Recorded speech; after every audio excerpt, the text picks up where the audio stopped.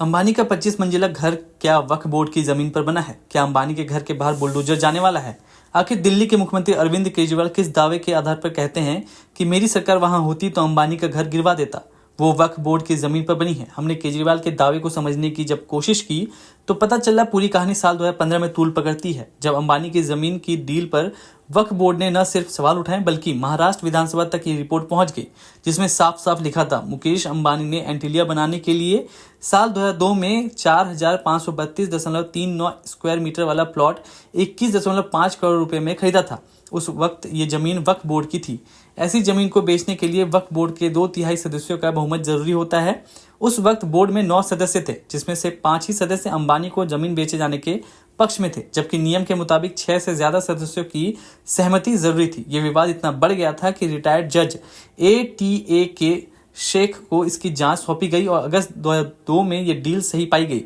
नवंबर 2002 में अंबानी को यह जमीन ट्रांसफर करने के आदेश दिए गए, लेकिन ये विवाद नहीं थमा, बल्कि साल 2019 में अरविंद केजरीवाल ने कई मुस्लिमों के सामने यह दावा किया कि अंबानी का घर वक्फ बोर्ड की जमीन पर बताया जाता है। अगर हमारी सरकार वहां होती तो हम वो घर गिरवा देते।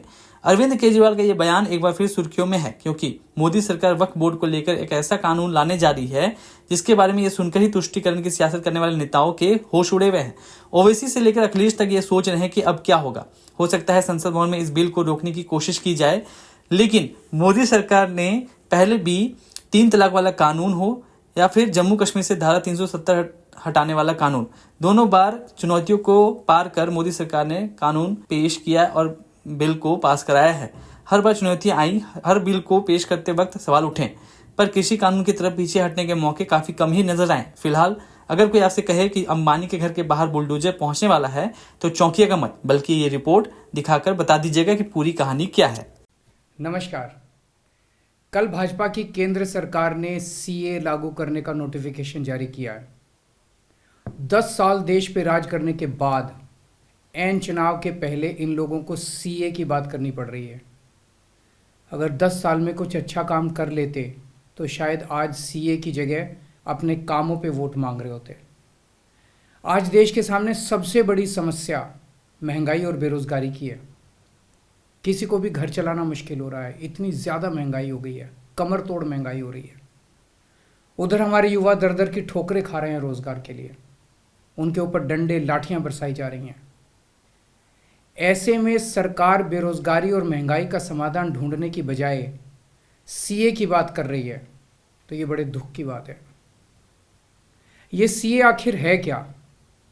बीजेपी की केंद्र सरकार का कहना है कि 3 देश, बांग्लादेश, पाकिस्तान और अफगानिस्तान, इन 3 देशों के अल्पसंख्यक जो हैं वो अगर भारत की नागरिकता लेना चाहें तो उन्हें भारत की नागरिकता दे दी जाएगी। इसका मतलब बड़ी संख्या में यहाँ से अल्पसंख्यकों को हमारे देश में लाया जाएगा, उनको रोज़गार दिए जाएंगे, उनके लिए घर बनाए जाएंगे, उनको यहाँ बसाया जाएगा। अजीब बात है ना। बीजेपी की केंद्र सरकार से हमारे बच्चों को रोज़गार दिए नहीं जा रहे, पाकिस्तान से लोगों को लाके उनके बच्चों को रोज़गार देना चाहते हैं। हमारे लोगों के पास तो घर नहीं है, भारत के तो ढेरों लोग बेघर हैं, लेकिन बीजेपी वाले पाकिस्तान से लोगों को लाके उन्हें भारत में बसाना चाहते हैं, उनको घर देना चाहते हैं। हमारे रोजगार उनके बच्चों को देना चाहते हैं, हमारे हक के घर उनमें पाकिस्तानियों को बसाना चाहते हैं। भारत सरकार का जो सरकारी पैसा हमारे परिवार और देश के विकास पे खर्च होना चाहिए, वो पैसा पाकिस्तानियों को भारत में बसाने पे खर्च किया जाएगा। इन 3 देशों में लगभग 2.5 से 3 करोड़ अल्पसंख्यक हैं। ये तीनों बहुत गरीब देश हैं। जैसे ही भारत के दरवाजे खुलेंगे, इन 3 देशों से भारी भीड़ हमारे भारत में आ जाएगी। अगर इन 2.5-3 करोड़ में से 1.5 करोड़ लोग भी भारत आ गए तो कौन देगा इनको रोजगार? कहाँ बसाओगे इनको? बीजेपी वाले अपने घर में बसाएंगे क्या इनको? इनके अपने घर में रखेंगे क्या इनको? बीजेपी वाले देंगे क्या इनको रोजगार? कौन देगा इनको रोजगार? तो प्रश्न उठता है कि बीजेपी ऐसा क्यों कर रही है। कई लोगों से मैंने बात की, कुछ लोगों का कहना है कि ये पूरा का पूरा खेल वोट बैंक बनाने की गंदी राजनीति है।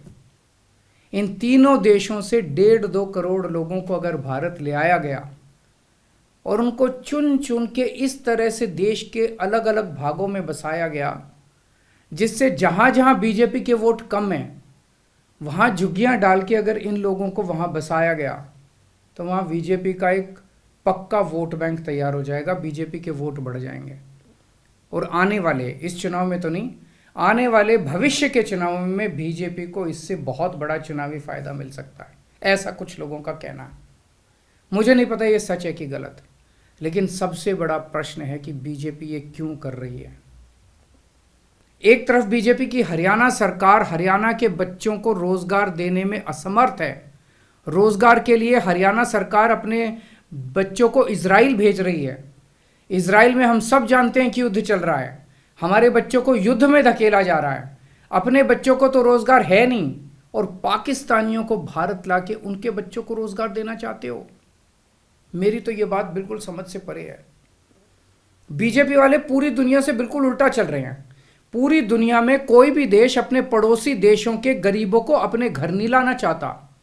पड़ोसी देशों के लोगों को अपने देश में आने से रोकने के लिए पूरी दुनिया में हर देश तरह तरह के कानून बनाता है, बॉर्डर पे दीवारें लगाता है, बॉर्डर पे बिजली की तारें लगाई जाती हैं ताकि पड़ोसी देश का कोई भी व्यक्ति हमारे देश के अंदर ना आ सके।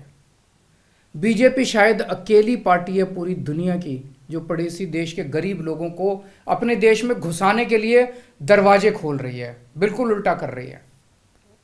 एक और बात है सोचने की, पिछले 10 सालों में 11 लाख से ज्यादा भारत के बड़े बड़े अमीर उद्योगपति और व्यापारी भारत छोड़ के चले गए। ये लोग भारत में फैक्ट्री चलाया करते थे, इंडस्ट्री चलाया करते थे, बड़े बड़े व्यापार किया करते थे, लाखों लोगों को नौकरी देते थे, रोजगार देते थे। ये बीजेपी की गलत नीतियों और उनके अत्याचार से तंग आके भारत छोड़ के चले गए। अगर बीजेपी को लाना ही है तो इन लोगों को वापस भारत लेके आओ ना, जो भारत छोड़ के चले गए। ये भारत आएंगे, इनके पास पैसा है, भारत में इन्वेस्ट करेंगे, नई नई फैक्ट्रियां खोलेंगे, नए नए व्यापार खोलेंगे, अपने बच्चों को रोजगार मिलेगा। ये क्या बदतमीजी है कि बांग्लादेश के, पाकिस्तान के और अफगानिस्तान के लोगों को हमारे देश में लाके बसाएंगे और उनको हमारे बच्चों के हक के रोजगार उनको देंगे। ये लोग कह रहे हैं कि 2014 के पहले आए हुए घुसपैठियों को इन नागरिकता दी जाएगी। ऐसा नहीं है, ये तो शुरुआत है। एक बार ये सिलसिला चालू हो गया, एक बार दरवाजे खुल गए तो फिर बहुत बड़ी संख्या में पाकिस्तानी और बांग्लादेश से लोग भारत में आने लगेंगे। आज बीजेपी कह रही है 2014 के पहले आए हुए लोगों को ही नागरिकता दी जाएगी। देख लेना, अगले चुनाव में ये बीजेपी वाले इस तारीख को बढ़ा के 2024 कर देंगे कि 2024 के आए हुए पहले वाले लोगों को दी जाएगी और फिर इसे और आगे बढ़ा देंगे। मोटी मोटी बात यह है कि पाकिस्तानियों और बांग्लादेशियों के लिए भारी संख्या में भारत आने के लिए बीजेपी सरकार ने दरवाजे खोल दिए।